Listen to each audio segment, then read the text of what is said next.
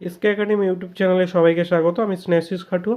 2024-এ যারা সংস্কৃত পরীক্ষা দিয়েছো তাদের জন্য আমি 2024-এর কোশ্চেন নিয়ে হাজির হয়েছি।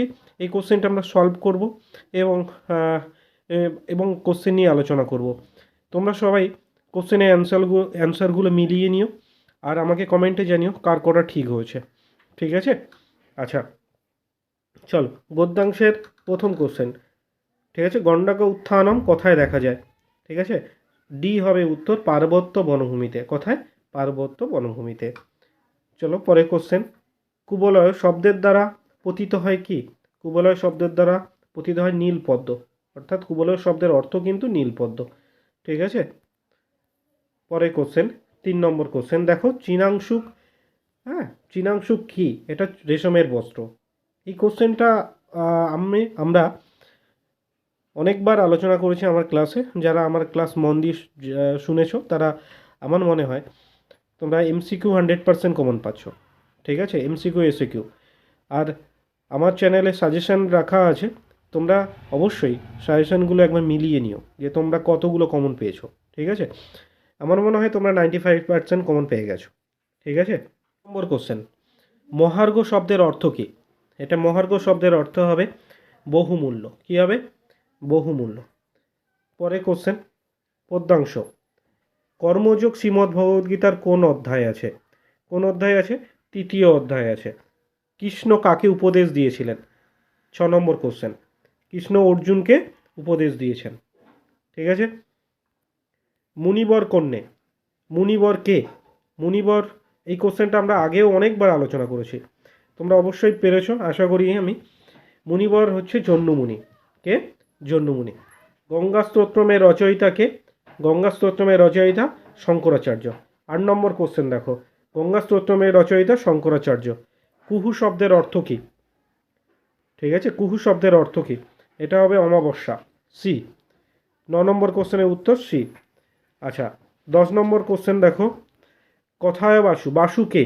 বাসু হচ্ছে কৌমুদী। বাসুকে কৌমুদী। নম্বর কোশ্চেন দেখো, শশাঙ্ক শব্দের প্রতিশব্দ কী? ঠিক আছে, শশাঙ্ক। শশাঙ্ক মানেই চন্দ্র। শশাঙ্ক শব্দের প্রতিশব্দ হবে চন্দ্র।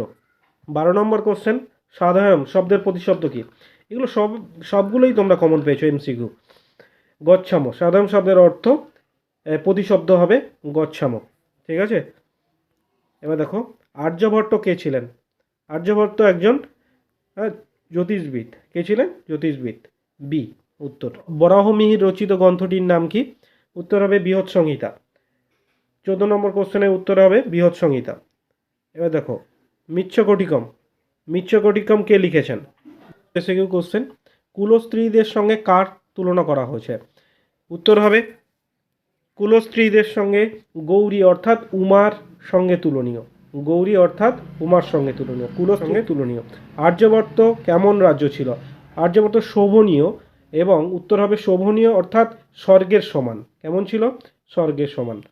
বনগত গুহা পাঠ্যাংশের উৎস গ্রন্থের নাম কি? বনগত গুহা। 3 নম্বর, চোরচত্বরিংসী কথা। উত্তর হবে চোরচত্বরিংসী কথা। 4 নম্বর কোশ্চেন দেখো, বিপিন শব্দের অর্থ কী? বিপিন শব্দের অর্থ বন।